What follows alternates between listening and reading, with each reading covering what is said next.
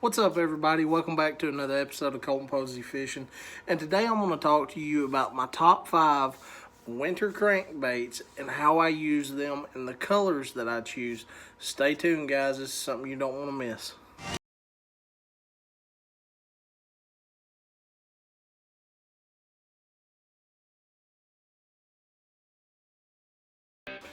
Okay, guys, so one of the biggest misconceptions of fishing in winter is that you've got to fish something super slow, you've got to fish something on the bottom, so on and so forth. So one of the things that I like to do during the winter, especially because there's not a whole lot of people out there on the lake doing it, and that's one key to getting a lot of bites during the winter. So I like to power fish. I mean, I love moving a heavy G-Money jig.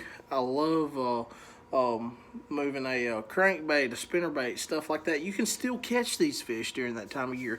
A lot of people use swim baits this time of year. That is a moving bait. So don't be afraid to go out there and power fish. So getting kicked off in number 1, this is probably one of my favorite ones to use this time of year. That's the Rapala DT6, DT10. All these guys, I like them in crawl color or a shad color, whichever one. But basically what I'll do with this bait, the first thing that I do, I'm changing out my hooks. I'm going with Gamakatsu size 6 EWGs. I want to make sure that a lot of times they're going to be hitting this bait from the back. Just to show you what I'm talking about, look right there at the very back. See that? See that chunk missing out? It's not like that all the way around. What happens is, this time of year, these fish, when this thing is moving like this real slow under the water, they're coming from the back and they're going to grab it like this. Sometimes they won't even grab it. They'll just slap at it. So by swapping them hooks out to a EWG, it gives me a little bit of a wider gap. So when they go to bite it and I go to set the hook, if they try to flare that mouth open, I've already got the hooks in its mouth. So I don't have to worry about it. So number 1, swap them hooks out to Gamakatsu size 6 EWGs. Alright, so let's say I've already made my cast. I'm using 12-pound Seaguar fluorocarbon. Okay, I've already made my cast. I'm slow reeling that thing. It's barely scraping bottom. And what I like to do is just to slow. I mean, as soon as that thing touches bottom, I'm barely turning that reel handle. I mean, just enough to where I can keep the bait in contact with the bottom. 12-pound fluorocarbon really helps on getting that bait down there real fast and keeping it down there. So if I'm fishing riprap and stuff like that, I will go up to a 15-pound test. But if I'm out there, you know, cranking some ledge or flat that ain't got a whole lot on it, 12-pound, that's all you need. So guys, that's number 1. Okay guys, so number 2, this is where it comes in, especially during those cold front situations. So let's say it's been, like here in Alabama, let's say it's been 55 degrees for a week, and then all of a sudden we get a warm spell, a storm goes through, and then the next couple of days it drops off into like 38 during the day and then 20s or teens at night. This is really where that bait shines. This is a Strike King flat-sided crankbait. You can see how flat this bait is. And what that does, that creates a real tight wiggling action, just like that. It's really, really tight. It's not wobbling side to side, nothing crazy like that. It's just walking tight. One of the first things that I do to this also, I've got size 6 EWG Gamakatsu hooks. One of the biggest reasons I don't want to be missing fish, like I talked about earlier, plus I don't want these hooks making contact with each other, getting caught up and making my bait swim weird. You just don't want that going on. Every cast that you make in winter, you need to make sure that it is the perfect cast, because you're not going to go out these days and catch 50 to 60 fish like you would during the summer, spring, fall. They're lethargic. The water's cold, they're cold, so they're not going to be eating as much.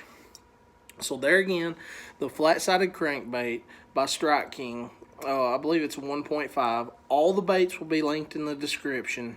9 times out of 10, they're going to hit this one either from the bottom, because not all the time I'm crawling it on the bottom.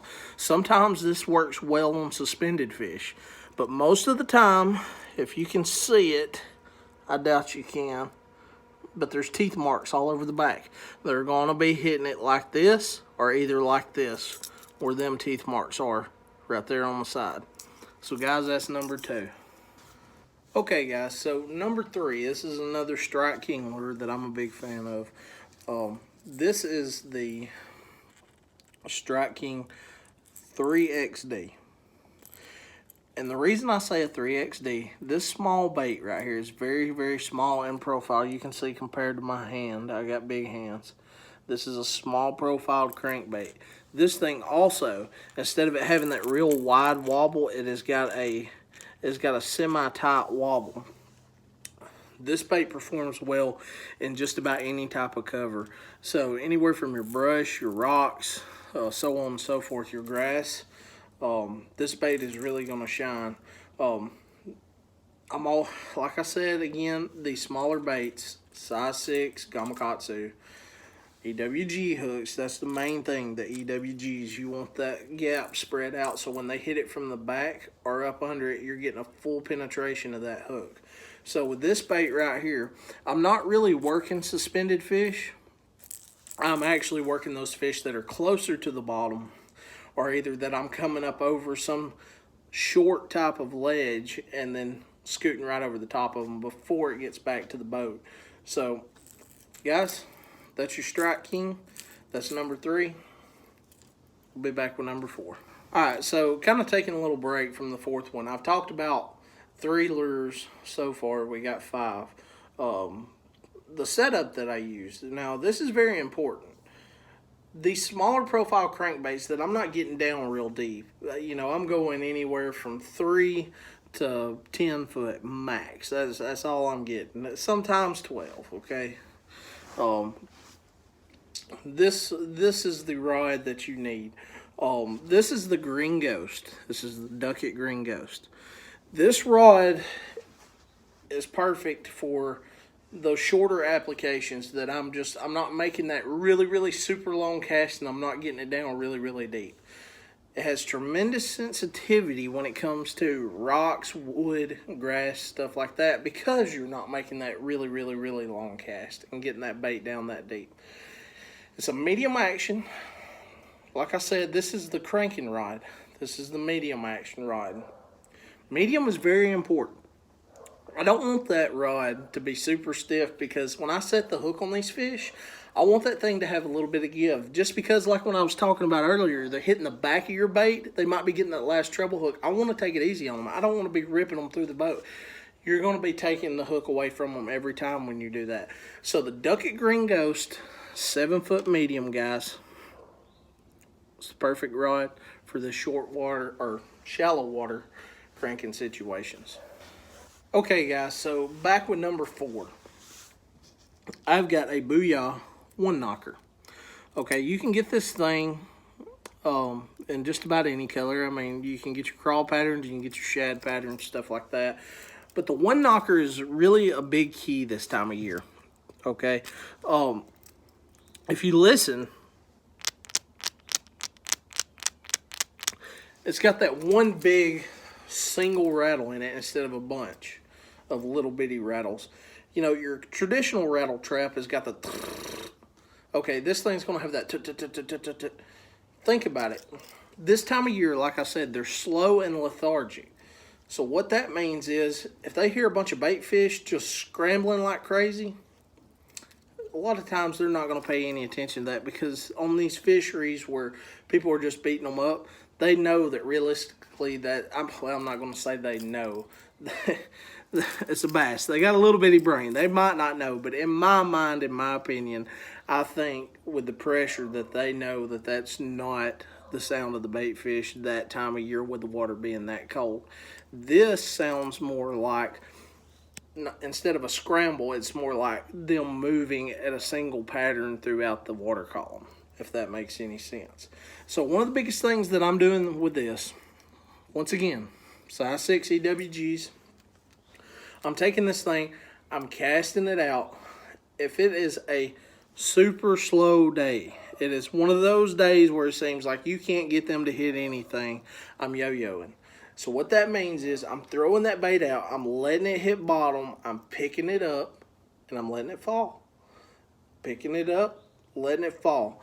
9 times out of 10, you're going to catch those fish on the fall. If you're fishing somewhere like Guntersville, that's got a lot of grass, Wheeler, anywhere like that, I'm going to slow reel that bait, and as soon as that bait starts ticking that grass, instead of yanking it real hard to jerk that grass off, I'm going to just pick it up and let it drop. So that's number 4. Okay guys, so number 5, we've got the, y'all have heard me talk about this before, the Spro RkCrawler. Okay, this is the 55 version. They have a 50 and a 55. 55 goes deeper, 50 shallower. So you kind of got to choose between your whichever depth you want. This one dives between 8 to 12 foot. So this is a perfect crankbait for that rod that I was telling you about. The size, that's going to be the water column depth that usually I'm going to be fishing this time of year when I'm cranking. So once again, size 6 EWG, and this one is the simplest one to work. You can work it through flats, you can work it through grass, you can work it through rocks, wood, whatever you want. The key to this crankbait, throw it out there and make the cast wherever you're going to get. Slow reel it. That's it. That's all you got to do. Slow reel it. Have that thing barely ticking bottom. This is one of them crankbaits that is round, like you don't hear a traditional style crankbait that you use during the winter, but it does have that tight wiggle action. It goes over rocks and stuff very, very well. And one of the biggest things that you guys need when you're cranking is what's called a pocket knocker.